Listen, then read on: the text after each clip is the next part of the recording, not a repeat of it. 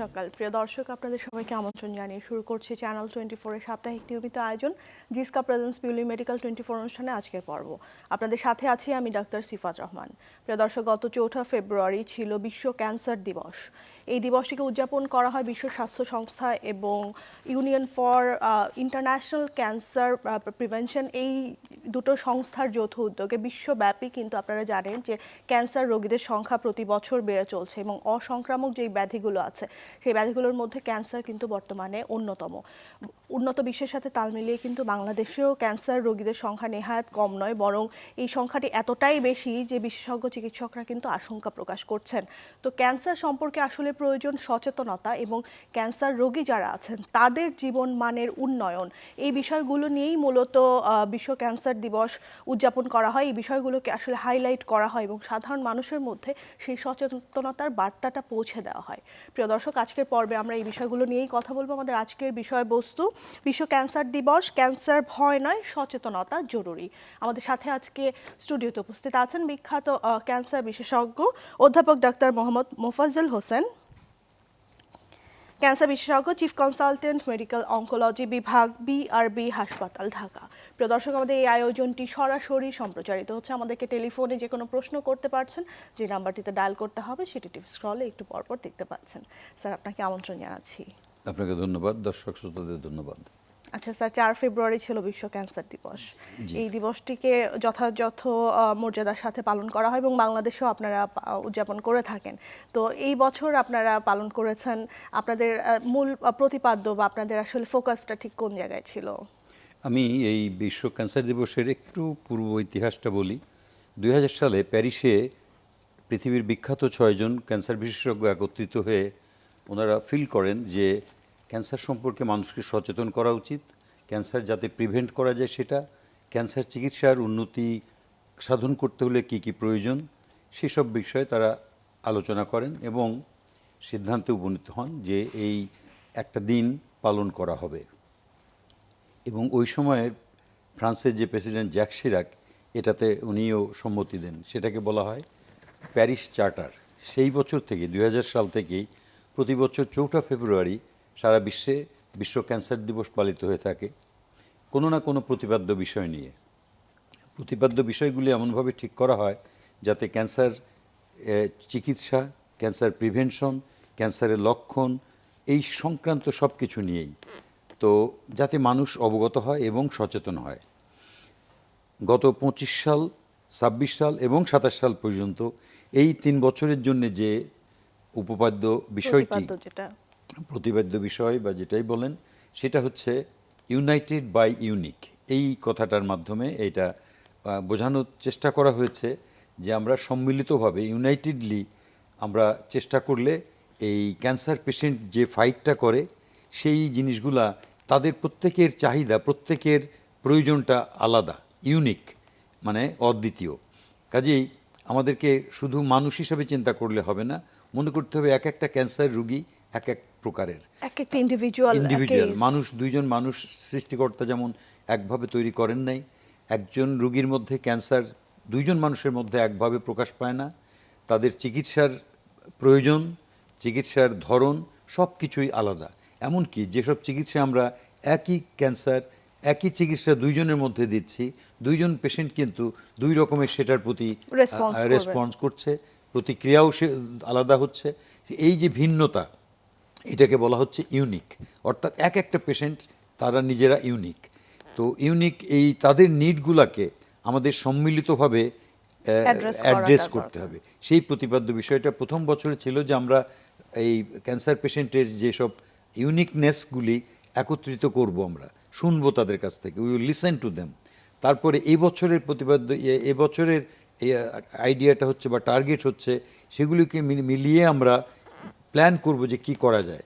2027 সালে সেই প্ল্যানগুলোকে যারা বাস্তবায়নে সমর্থ, সরকার, এনজিওস এবং বিত্তশালীরা সবাই মিলে যাতে ওইটা প্রতিফলনে বা বাস্তবায়নে বাধ্য হন, সেই ব্যাপারে আমরা সম্মিলিতভাবে মানে এটা চেষ্টা একটা করব 3 বছরের একটা Project একটা বলতে পারেন। লম্বা একটা প্ল্যান, একদিন এটা। দুদিনের বিষয় না, আসলে এটা একটা একটা পরিকল্পিতভাবে এই বিষয়গুলোকে এগিয়ে যাওয়া আর কি। এগিয়ে যেতে হবে। বাংলাদেশে স্যার এই বছর আপনারা ঠিক কি কি ধরনের কার্যক্রম করেছেন? আমরা অনেক কিছু করছি, যেমন আমরা বিভিন্ন পত্রিকাতে লেখা দিচ্ছি। দ্বিতীয় হচ্ছে যে আমার চেম্বারে যেসব রুগী আসছেন, রুগীর সাথে কিন্তু একজন ক্যান্সারের রুগীর সাথে 2-3 জন 4 জন করে রুগী আসেন, তাদের কাছে লিফলেট দিচ্ছি আমরা ক্যান্সার সম্পর্কে সচেতন হওয়ার জন্য। এছাড়া আমাদের হসপিটালগুলোতে, প্রত্যেক হসপিটালেই কিন্তু ক্যান্সার দিবস পালিত হয়। যেমন আমরা গতকালকে পালন করেছি, পরশুদিন 4 ফেব্রুয়ারি শবে বরাতের ছুটি ছিল, কালকে আমরা সকালে র্যালি করেছি। সেখানে আমরা এই প্রতিপাদ্য বিষয়টা নিয়ে একটা বড় ব্যানার তৈরি করে মানুষ রাস্তায় যারা দেখেছেন, প্লাস এটা আমরা প্রচার মাধ্যমগুলোতে দিয়েছি।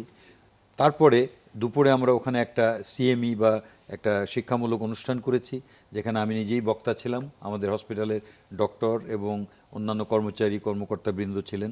তার মাধ্যমে আমরা চাই যে প্রত্যেক একজন শোনার পরে এই মূল যে প্রতিপাদ্য বিষয়টা এবং এই বক্তব্যটা হাজার মানুষের কাছে ছড়িয়ে যাক, তাহলে মানুষ সচেতন হবে।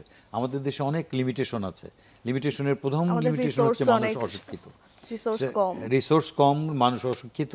তারপরে আমাদের শিক্ষিত যে এই চিকিৎসার সাথে সংশ্লিষ্ট যে ব্যক্তিবর্গ, যে ট্রেনিং প্রাপ্ত, তাদের সংখ্যা একেবারেই ন্যূনতম।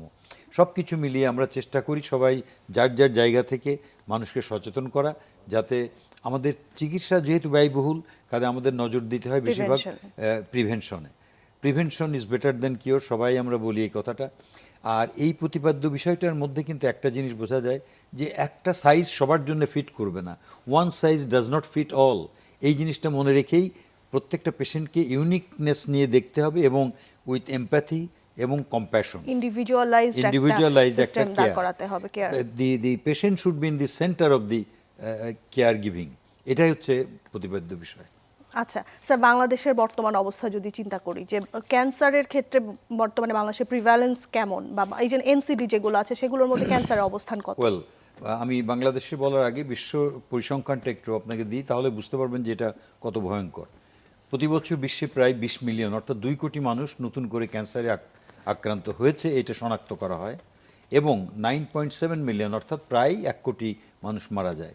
সবচেয়ে ভয়ঙ্কর হচ্ছে যে WHO প্রজেক্ট করছে যে 2050 সালের মধ্যে এই সংখ্যা 20 মিলিয়ন থেকে বেড়ে 30 মিলিয়ন অর্থাৎ 2 কোটি থেকে জাম্প করে 3 কোটিতে চলে যাবে নতুন রোগীর সংখ্যা। আর মৃত্যুর সংখ্যা প্রায় এই 9.7 মিলিয়ন থেকে 20 মিলিয়নে চলে যাবে, অর্থাৎ 2 কোটিতে পৌঁছে যাবে। সবচেয়ে ভয়ঙ্কর হচ্ছে যে এই মৃত্যুর হারটা 70%ই হয় আমাদের মতো স্বল্পোন্নত দেশ বা এই আফ্রিকান ইস্ট এশিয়ান কান্ট্রিজগুলো। মানে টোটাল যে গ্লোবাল যে স্ট্যাটিস্টিক্সের কথা আপনি বলছেন, এর মানে মেজরিটি পোরশনই হচ্ছে আমাদের সাবকন্টিনেন্টাল উন্নয়নমূলক বা অনুন্নত দেশে। বাংলাদেশের কথা যদি বলি, বাংলাদেশে আমাদের 2022 সালের স্ট্যাটিস্টিক, যেটা সারা বিশ্বে 2024 সালে ফ্লাশ হয়েছে বা প্রকাশিত হয়েছে, সেটা অনুযায়ী প্রায় 1,67,000 মানুষ প্রতি বছর ক্যান্সারে আক্রান্ত হয় নতুন করে, এবং প্রতি বছর প্রায় 1,16,400-500 মতো মৃত্যুবরণ করে। আমাদের দেশে ক্যান্সারের মধ্যে সবচেয়ে উপর সারিতে রয়েছে যেগুলি, তার মধ্যে খাদ্যনালীর ক্যান্সারটাকে বেশি বলা হয়, খাদ্যনালী, মুখগহ্বর, ঠোঁট। এছাড়া আছে পুরুষের বেলায় ব্রঙ্কিয়াল কার্সিনোমা বা ফুসফুস ক্যান্সার, দেন প্রস্টেট ক্যান্সার, পাকস্থলীর ক্যান্সার, কলোরেক্টাল ক্যান্সার, এগুলি। আর মহিলাদের আছে স্তন ক্যান্সার এবং জরায়ু মুখের ক্যান্সার। সো এগুলি সবচেয়ে বেশি ভয়ঙ্কর এবং বেশি হয়। স্যার, একটা সময় তো ছিল যে আমরা আসলে ক্যান্সার এত রোগী আমরা পেতাম না। এই যে একটা বিশাল একটা স্ট্যাটিস্টিক্যাল একটা সংখ্যা আপনি যেটা বললেন, বিশাল একটা সংখ্যা, এবং সেটা আমাদের মতো একটা দেশের জন্য এই বার্ডেনটা অনেক বেশি হাই। আমাদের ইকোনমিক বার্ডেন থেকে শুরু করে প্রতিটা ক্ষেত্রে এই বার্ডেনটা তৈরি করছে। তো এই পরিবর্তনটার আসলে কারণ কি? কেন আসলে ক্যান্সার রোগী এত বেড়ে যাচ্ছে? ক্যান্সার রোগী বাড়ছে এবং বাড়বে, সেটা একবার বলেছি আমি। দ্বিতীয় হচ্ছে যে আমাদের দেশের চিকিৎসা ব্যবস্থা কিন্তু অনেক উন্নতি সাধিত হয়েছে। আমি এই ক্যান্সার চিকিৎসা ট্রেনিং সব কিছুর সাথে জড়িত 1996 সাল থেকে। তাহলে দেখেন প্রায় 30 বছরের কাছাকাছি। এই 30 বছরে কিন্তু আমি দেখেছি আমার চোখের সামনে যে ক্যান্সার চিকিৎসায় পার্টিকুলারলি চিকিৎসা বিজ্ঞানের অন্যান্য শাখায় যেরকম উন্নতি সাধিত হয়েছে, ক্যান্সার চিকিৎসায় কিন্তু অভূতপূর্ব উন্নতি সাধিত হয়েছে। পেট স্ক্যানের কথা আমরা 10 বছর আগে চিন্তাও করতাম না। এখন বাংলাদেশে ঢাকা শহরেই 5-6 জায়গাতে পেট স্ক্যান হয়। তারপরে মলিকুলার যে ল্যাবরেটরিগুলো সেগুলি তৈরি হয়েছে, জেনেটিক টেস্টগুলি হচ্ছে। আর এই যে ডিটেকশন হওয়া, মানুষের মধ্যে সচেতনতা, আমাদের কার্যক্রমেই হোক, মানুষ নিজে সচেতন হোক, যেভাবেই হোক, মানুষ কিন্তু অনেক সচেতন হয়েছে। ডায়াগনোসিস হচ্ছে। আগে যেগুলি আনডায়াগনোসড অবস্থায় মারা যেত সেগুলি কিন্তু পরিসংখ্যানে আসতো না, কারণ এখন ধরা পড়ছে। সেই জন্যেই দুইভাবে জিনিসটা দেখে সত্যিকারেই কিছুটা বাড়ছে, দ্বিতীয় হচ্ছে যে এই ডিটেকশনটাও বেশি হচ্ছে। আমরা রিপোর্টিং এর মাধ্যমে, ডায়াগনোসিসের মাধ্যমে আমরা এই সংখ্যাগুলোকে এখন দেখতে পাচ্ছি বা আমাদের চোখের সামনে আসছে, মানুষও এখন অনেকটাই আগে থেকে অ্যাওয়্যার। আচ্ছা, যদি আমরা রোগের কথা চিন্তা করি, যে এর পিছনে আসলে আন্ডারলাইং কারণগুলো কি হতে পারে, যে কেন ক্যান্সারের কারণকে আমরা সাধারণত দুই ভাগে ব্যাখ্যা করে থাকি। একটা হচ্ছে যেটা মানুষের ক্ষমতার মধ্যে নেই, মানুষের কন্ট্রোলের বাইরে, যেমন আপনার বয়স তো আপনি স্ট্যান্ড করে এক জায়গাতে স্ট্যাটিক করে রাখতে পারবেন না। দ্বিতীয় হচ্ছে জেনেটিক কারণ, বাট জেনেটিক কারণ কিন্তু এখন মোটামুটি কন্ট্রোলেবল হয়ে এসছে। তারপরে আছে এনভায়রনমেন্টাল পলিউশন। এইগুলি কিন্তু কিছুটা হলেও কন্ট্রোল করা সম্ভব বয়স এবং ওই জেনেটিক রিজন বাদে। আর এক্সপোজার, কিছু কিছু তো জিনিস অবধারিতভাবে আমরা, যেমন সানলাইট, এগুলি তো এক্সপোজার হচ্ছেই। আর যেগুলি আছে আমাদের ক্ষমতা, মানে অভ্যাসের মধ্যে বা আমাদের কন্ট্রোলের মধ্যে, সেগুলির মধ্যে আছে যেমন smoking, alcohol, infection, vaccination, physical activities, obeys না হওয়া, আর তারপর হরমোন ইউজ না করা। এগুলি কিন্তু আমাদের ইচ্ছা করলেই আমরা এগুলি অ্যাভয়েড মডিফাই করতে পারি। এগুলি দুই ভাগে ভাগ করে আমরা কারণগুলোকে ব্যাখ্যা করতে পারি। আমাদের দেশে আপনাদের নিশ্চয়ই পূর্বে আপনারা বেশ কিছু গবেষণা করেছেন। বাংলাদেশে আমি জানি না যে ক্যান্সার গবেষণায় বাংলাদেশ কতটুকু এগিয়ে আছে, তো গবেষণায় যে কারণগুলো আপনারা পেয়েছেন, সেখানে কোন কারণগুলোকে আপনারা সবচেয়ে বেশি আশঙ্কাজনক বলে মনে করছেন? আমাদের দেশে খাদ্যে ভেজাল একটা, এনভায়রনমেন্টাল পলিউশন একটা, ফুসফুসের ক্যান্সার, স্মোকিং কিন্তু প্রচণ্ড আমাদের দেশে, অ্যালকোহল আমাদের দেশের জন্য সমস্যা না। দ্বিতীয় হচ্ছে আমাদের মহিলাদের জরায়ু ক্যান্সার, এটা এইচপিভি নামে, হিউম্যান প্যাপিলোমা ভাইরাস নামে একটা ভাইরাস, যেটার জন্য এটা দায়ী। এটার যে স্ক্রিনিং করানো, এটার ভ্যাকসিনেশন নেওয়া, এটা কিন্তু ছিল না আগে, কিন্তু এগুলো আস্তে আস্তে কমে যাবে। কেন? আমাদের এখন স্কুল কলেজের মেয়েদেরকে কিন্তু এই ভ্যাকসিন দেওয়া হচ্ছে, সরকারিভাবে এই পদক্ষেপগুলি নেওয়া হয়েছে, সেগুলিই কিন্তু আমাদেরকে ভবিষ্যতে এই ক্যান্সারগুলির প্রিভেনশন হিসাবে আমাদের প্রতিফলিত হবে সামনে, যে এগুলি কমে যাবে। দ্বিতীয় হচ্ছে যে hepatitis B vaccine, liver cancer কিন্তু আমাদের দেশে প্রচুর পাই আমরা। তো এই যে হেপাটাইটিস বি ভ্যাকসিন যারা নেয়, তাদের কিন্তু লিভার ক্যান্সারের ঝুঁকি অনেকাংশে কমে যায়। যদিও হেপাটাইটিস সি এর ভ্যাকসিন নেই, আর অন্যান্য কারণেও হতে পারে, অন্যান্য কারণের মধ্যে অ্যালকোহল বেশি, বাট আমাদের দেশের জন্য এটা খুব একটা সমস্যা না। তো এই গেল। আর আমাদের দেশে আপনি জানেন যে মেগা সিটিগুলোর মধ্যে ঢাকা শহর কিন্তু পলিউশনে শীর্ষস্থানে। ইন্ডাস্ট্রিয়াল হ্যাজার্ড, ভেহিকেল এক্সস্ট, বাতাসের ধূলিকণা, সব কিছু মিলিয়ে এই যে এনভায়রনমেন্টাল পলিউশন, এটা কিন্তু বিশাল একটা কন্ট্রিবিউট করে এই ক্যান্সার রোগের কারণ হিসাবে। ক্যান্সার প্রতিরোধের কথা যদি চিন্তা করি, সেক্ষেত্রে শুধুমাত্র চিকিৎসক বা চিকিৎসা সেবার সাথে যারা জড়িত আছে, তাদের পক্ষে কি শুধু ক্যান্সার প্রতিরোধ করা সম্ভব? মানে আপনি কি মনে করেন? এটা একদমই অবাস্তব বা অবান্তর চিন্তা যদি কেউ করে যে শুধু ডাক্তাররাই ক্যান্সার প্রিভেন্ট করবে। ডাক্তাররা নিজেরটা করতে পারে, নিজেরটা করে অন্যেরটাকে উৎসাহিত করতে পারে। সেই জন্যেই আমরা এই আজকে যে অনুষ্ঠান করছেন, আমার দর্শক শ্রোতা যারা শুনছেন, তারা ক্যান্সারের ভয়ঙ্করতাটা জানলেন। তারা যদি, এবং ক্যান্সার কি কি কারণ হয় সেটাও কিন্তু আমি একটা সম্যক ধারণা দিলাম তাদেরকে। কাজে ইচ্ছা করলেই কিন্তু উনি আজ রাতেই ইচ্ছা করলে যে স্মোক করে সে বন্ধ করতে পারে, ইচ্ছা করলে তার মেয়ে যে ক্লাস 4-5-এ পড়ে, 9 বছরের উপরে বয়স, তাকে ভ্যাকসিন দিতে পারে, এইচপিভি ভ্যাকসিন দিতে পারে। ইচ্ছা করলেই সে খাদ্যাভ্যাস পরিবর্তন করতে পারে। খাদ্যাভ্যাসের মধ্যে আমাদের দেশে গরুর গোশত সস্তা, কাজে সেটা বেশি খায় মানুষ। রেড মিট কিন্তু একটা কারণ কলন ক্যান্সার, খাদ্য নালীর ক্যান্সারের জন্য। ইচ্ছা বেশি করে শাকসবজি, ফলমূল এগুলি খাওয়া। আর দেখেন আমাদের দেশে যেগুলি ওবেস পেশেন্ট আছে, তারা কিন্তু এই obesity is one of the reasons for cancer. মহিলাদের জন্ম নিয়ন্ত্রণের বড়ি, আজকাল যদিও বলে যে জন্ম নিয়ন্ত্রণের বড়ি যে এত স্বল্প মাত্রায় হরমোন ব্যবহার হয়, সেটা খুব বেশি দায়ী না। এমনকি পোস্টমেনোপজাল হরমোন রিপ্লেসমেন্ট থেরাপি যেটা, সেটাও কিন্তু সেফ পর্যায়ে নিয়ে আসা হয়েছে। সবচেয়ে ইম্পর্টেন্ট হচ্ছে যার বয়স হয়েছে, যে বয়সে যে ক্যান্সার বেশি হয়, এবং আন্তর্জাতিকভাবে যেভাবে স্বীকৃত যে স্ক্রিনিং পদ্ধতিগুলি আছে সেগুলি যদি তারা পালন করে তাহলে কিন্তু ক্যান্সার আর্লি ডিটেক্ট হয়।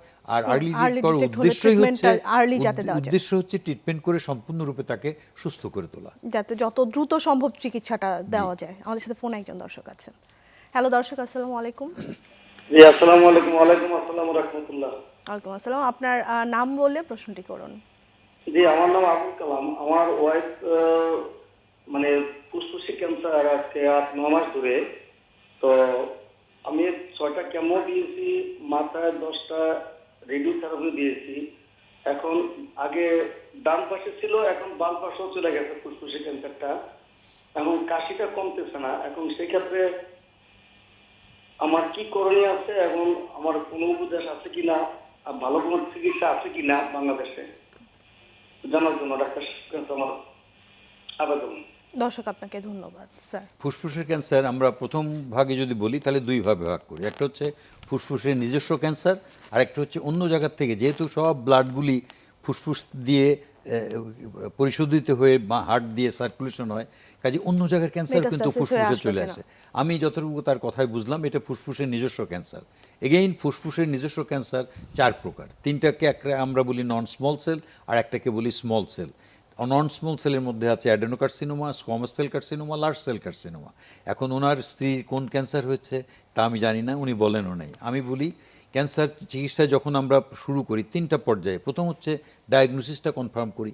ডায়াগনোসিসের মধ্যে প্রথমটাই হচ্ছে যে কোন ধরনের ক্যান্সার, এবং কোন ধরনের ক্যান্সার হওয়ার পরে যেটা করি, কিছু টেস্ট আছে যেটার মাধ্যমে বোঝা যায় যে কোনো জেনেটিক অল্টারেশন আছে কিনা বা টার্গেটেবল মিউটেশন বলি আমরা এটাকে, সেটা আছে কিনা। যদি সেটা থাকে তাহলে কিন্তু কেমোথেরাপি না দিয়েও এই পেশেন্টগুলোকে ট্যাবলেট বা অন্যান্য ইমিউনোথেরাপি দিয়েও চিকিৎসা করা যায়। তৃতীয় পর্যায়ে হচ্ছে যে কোন স্টেজে আছে। ওনার এখন যে কথা বললেন যে এক লাঙে ছিল, অন্য লাঙেও ছড়িয়ে গেছে, এটা মানে কিন্তু স্টেজ 4। আগে কোন স্টেজে ছিল সেটা উনি আমাকে জানান নেই। এখন স্টেজ 4-এর চিকিৎসার মধ্যে যদি ওই যে বললাম টার্গেটেবল মিউটেশন থাকে, তাহলে আমরা সেই সব ইমিউনোথেরাপি বা টার্গেটেড থেরাপি দিয়ে চিকিৎসা করা যেতে পারে। আর যদি ওগুলি আগে করা না হয়ে থাকে তাহলে নতুন করে বায়োপসি নিয়ে সেই পরীক্ষাগুলি করে যদি এটা তার পক্ষে যায় যে একটা ট্যাবলেট দিয়েই চিকিৎসা করা যাবে, তাহলে কিন্তু একটা ট্যাবলেট দিয়েই মাসের পর মাস এটা চিকিৎসা করা যেতে পারে। আর এই জিনিসগুলো আসলে ওনার evaluate বক্তব্যে নাই, করা করলে প্রয়োজন। যদি উনি সামর্থ্য হন তাহলে এগুলি করা যেতে পারে। তিনি আমাদের তিনি দেশেই আশা করা করি যায়। যে কোনো একজন ক্যান্সার বিশেষজ্ঞের নিশ্চয়ই তাকে সাথে আছেন, তাকে তার এটা কাছ থেকে তিনি উপদেশ বাকিটা দিবেন। জেনে নিতে পারবেন। আচ্ছা স্যার, আপনি স্ক্রিনিং এর কথা বলছিলেন। আমরা জানি যে আসলে একদম অল্প খরচে ডিটেকশনের জন্য স্ক্রিনিং এর কোনো বিকল্প নেই। তো বর্তমানে বাংলাদেশে যে ন্যাশনাল যে গাইডলাইন আছে বা যে প্রোটোকল আছে, সেখানে কি কি ক্যান্সার স্ক্রিনিং এর মাধ্যমে আপনারা চিহ্নিত করে আমাদের থাকেন? একদম ন্যাশনাল কোনো প্রোটোকল আছে বলে আমার জানা নেই, বাট আমরা আমাদের বিভিন্ন প্রতিষ্ঠান, পার্টিকুলারলি বিএমইউ এবং ঢাকা মেডিকেল, এদের ইয়েতে যে আউটডোরগুলোতে বা বিশেষ ক্লিনিকের মাধ্যমে আমরা যেসব করি, সার্ভিক্সের ক্যান্সারের যে ভায়া টেস্ট করা হয়, এইচপিভি টেস্ট করা হয়, এগুলো দিয়ে ডিটেক্ট করা যায় আর্লি স্টেজে। এটাই কিন্তু একটা স্ক্রিনিংয়ের পদ্ধতি। দ্বিতীয় হচ্ছে মহিলাদের যারা একটু সচেতন তারা কিন্তু স্ক্রিনিং করেন নিজেদের। 40 বছর বয়সের উপরে যারা, তাদের স্তনের আমরা ম্যামোগ্রাম করতে বলি। ম্যামোগ্রামে কোনো সন্দেহজনক কিছু থাকলে তখন এটা সাপ্লিমেন্ট হিসাবে আলট্রাসোনোগ্রাম বা এমআরআই এগুলি করা হয়। তারপরে যদি কিছু থাকে তখন আমরা এফএনএসসি বা কোর বায়োপসি করে এটা নিশ্চিত হই যে ক্যান্সার কিনা। পুরুষের জন্য এবং মহিলা পুরুষ উভয়ের জন্য কলোরেক্টাল ক্যান্সার। পুরুষের জন্য আর একটা স্পেশাল আছে, সেটা হচ্ছে prostate Prostate cancer. cancer। Prostate cancer কিছুই না, 40 বছর উপরে একজন মানুষের খালি একটা ব্লাডের টেস্ট আছে, পিএসএ টেস্ট বলা হয়। এটা যদি দেখা যায় যে বেড়ে গেছে তখন ডিআরই বা ডিজিটাল রেকটাল এক্সামিনেশন করে তারপরে বায়োপসি করতে হয়। আর পিএসএ যদি নর্মাল থাকে, 2 রকমের আছে পিএসএ, একটা হচ্ছে ডেনসিটি, একটা ভেলোসিটি। এটার অত জটিল ব্যবস্থায় যাচ্ছি না আমি পিএসএটা টেস্ট করলেই হয়। আমি নিজে করে থাকি, আমার বছরে একবার অন্তত পিএসএ টেস্ট করি। কাজে 40 ঊর্ধ্ব বয়সে যারা আছেন তাদেরকে আমি বলবো যে প্রত্যেকের নিজের পিএসএ টেস্ট করেন। আর কলোনোস্কোপি 3 থেকে 5 বছর পর করলেই হয় 45-50 বছর উপরে বয়সের জন্য। যাদের ফ্যামিলিতে আছে, ফ্যামিলিয়াল কিছু কলন ক্যান্সার আছে, যেমন এপিসি জিন যাদের আছে, ওটাকে এফএপি জিন আমরা বলি, ফ্যামিলিয়াল কলন ক্যান্সার এটা। তো সেই সব ক্ষেত্রে আর্লি স্টেজেও কিন্তু এই স্ক্রিনিং করা যায়। আমি নিজেকে 2 থেকে 3 বছর পর আমি কলোনোস্কোপি করি, চেক করি। সো পুরুষের জন্যে পিএসএ স্পেশাল, আর পুরুষ মহিলা নির্বিশেষে সবার জন্য কলন ক্যান্সারের স্ক্রিনিং, আর মহিলাদের স্তন এবং সার্ভাইকাল ক্যান্সার, যেটা আমি বললাম। আর এখন বলা হয় যে যারা ধূমপায়ী 20 বছর যাবত উনি 2 প্যাকেট বা তার বেশি স্মোকিং করেছেন, আর আমাদের দেশে তো আর এটার হিসাবও নাই, হুক্কা টানে কেউ, বিড়ি খাচ্ছে কেউ, কাজে এটা বলাও যাবে না বিভিন্ন যে ফর্মে তারা বিভিন্ন smoke-টা ফর্মে তারা টোবাকো নিয়ে কনজিউম থাকে। করছে। আচ্ছা স্যার, আপনার সাথে আমি আরো বিস্তারিত আলোচনা করবো একটি ছোট বিরতির পরে। প্রিয় দর্শক, জিসকা প্রেজেন্স পিউলি মেডিকেল 24 অনুষ্ঠানে এই পর্যায়ে একটি ছোট বিরতিতে যাচ্ছি, ফিরে আসছি বিরতির পরে, আমাদের সাথেই থাকুন।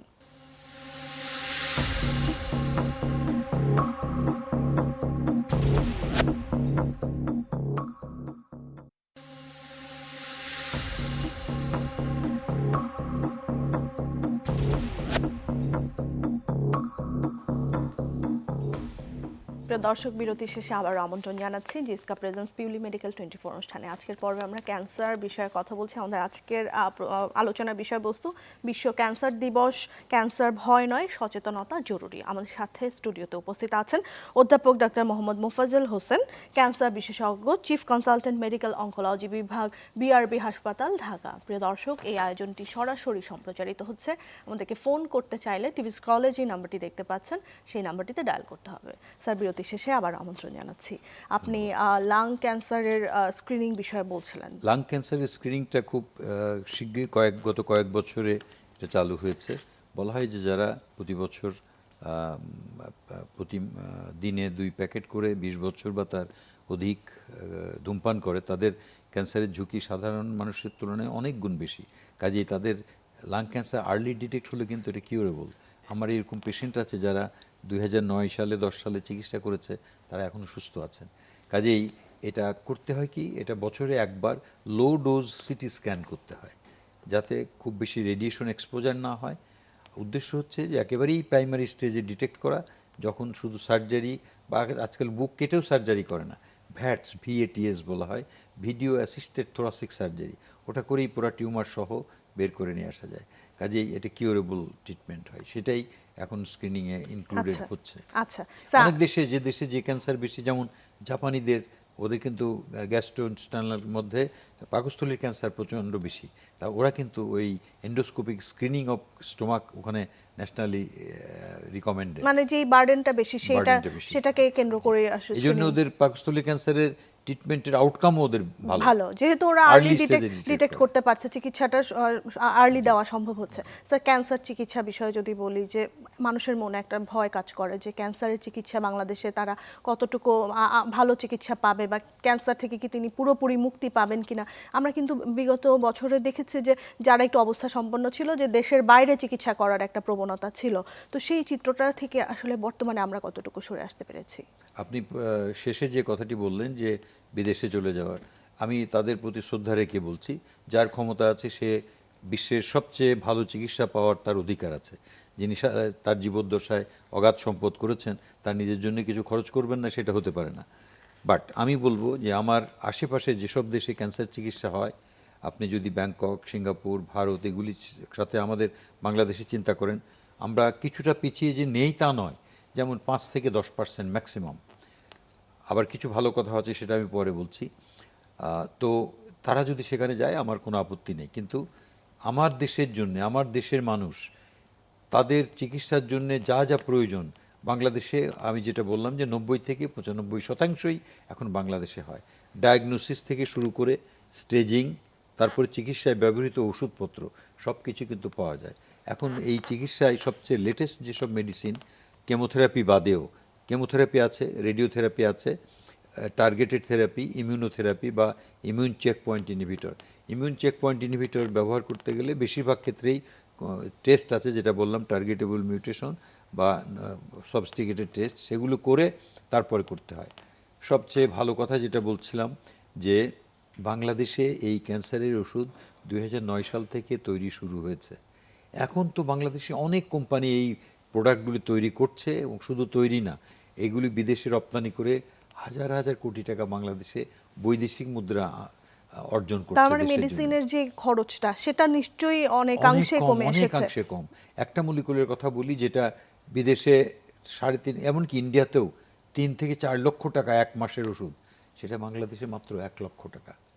একটা ট্যাবলেটের দাম 200 টাকা, যেটা বিদেশে এমনকি অস্ট্রেলিয়ান পার্লামেন্টে এক এমপি বক্তৃতা দিয়েছেন যে বাংলাদেশের ওষুধ নিয়ে আসার জন্য আমাদের যে পারমিশন দেওয়া হয়েছে তার জন্য সরকারকে পর্যন্ত করা হয়েছে, মানে হাইলাইট করা হয়েছে যে এটা খুবই ভালো উদ্যোগ, যে বাংলাদেশের ওষুধ, শুধু বাংলাদেশের ওষুধ মানে ইউরোপ আমেরিকাতেও রপ্তানি হয়, আশেপাশের দেশ তো কোনো বলাই বাহুল্য, সব দেশেই আমাদের তো দেয়। আপনি সিঙ্গাপুরের কথা চিন্তা করেন, সিঙ্গাপুরে কিন্তু ওরা ওষুধ তৈরি করে না, ওরা সব ওষুধ আমদানি করে বাহির থেকে, কোরিয়া থেকে বা চায়না থেকে বা বাংলাদেশ থেকে, এগুলি থেকে। আচ্ছা, আমরা অনুষ্ঠানের প্রায় শেষের দিকে চলে এসেছি। আমি জানতে চাই যে দর্শকদের জন্য আপনার কি বলার আছে, বিশেষ করে সেই যোদ্ধাদের জন্য যারা বহু বছর ধরে ক্যান্সার নিয়ে যুদ্ধ করছেন এবং এখন অনেকটাই সুস্থ জীবনযাপন করছেন, বা অনেকে হয়তো এমনও আছেন যে একদম জীবনের শেষ প্রান্তে চলে এসেছেন, তাদের যে মোরাল একটা মোটিভেশন, তাদের জন্য আপনি কি বলবেন? না, আমি তাদের জন্য বলবো যে তারা চিকিৎসার মাধ্যমে সুস্থ হয়ে আছেন। আপনি একজন সাধারণ মানুষ যেভাবে জীবনযাপন করে আপনি ঠিক সেভাবেই করবেন, আপনি এখন সুস্থ স্বাভাবিক মানুষ। দ্বিতীয় হচ্ছে, ক্যান্সার অনেক সময় দেরিতেও ফেরত আসে, কাজেই আপনার জন্য যে ডাক্তার আপনাকে উপদেশ দেয় যে এতদিন পর পর আপনি চেক আপ করবেন, সেই চেক আপগুলি বজায় রাখবেন।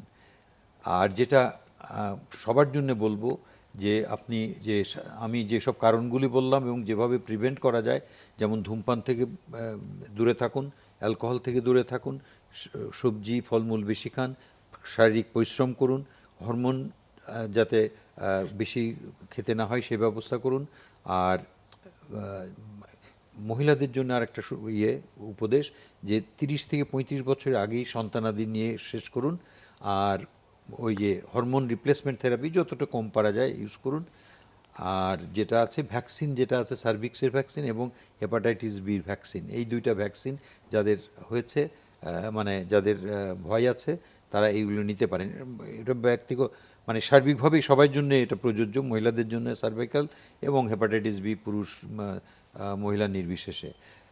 তারপরে যেটা সবচেয়ে যে উপপাদ্য বিষয় নিয়ে আমরা শুরু করেছিলাম, ইউনাইটেড বাই ইউনিক, একজন মানুষের চাহিদা আলাদা প্রত্যেক মানুষের, কাজেই তাকে তার সার্বিক দিক চিন্তা করে এবং আমরা সম্মিলিতভাবে যদি তাকে সাহায্য করি তাহলে ক্যান্সার চিকিৎসা আমরা অনেক এগিয়ে যেতে পারি, সেই বক্তব্য। এবং সবাই ক্যান্সার মুক্ত থাকুন, সচেতন হন, অন্যকে সচেতন করুন, এই প্রত্যাশা করে আমি আমার বিদায় নিচ্ছি। আপনাকে অসংখ্য ধন্যবাদ খুব চমৎকার আলোচনার জন্য। আপনাকে ধন্যবাদ, দর্শকদেরকে ধন্যবাদ। প্রিয় দর্শক, ক্যান্সার বিষয়ে আমাদের আজকের আলোচনা ছিল এই পর্যন্ত। আশা করছি আপনারা যারা এই মুহূর্তে টিভি সেটের সামনে বসে আছেন আপনারা উপকৃত হয়েছেন। আপনাদের সকলের সুস্বাস্থ্য কামনা করে আজকের পর্ব থেকে এখানেই বিদায় নিচ্ছি।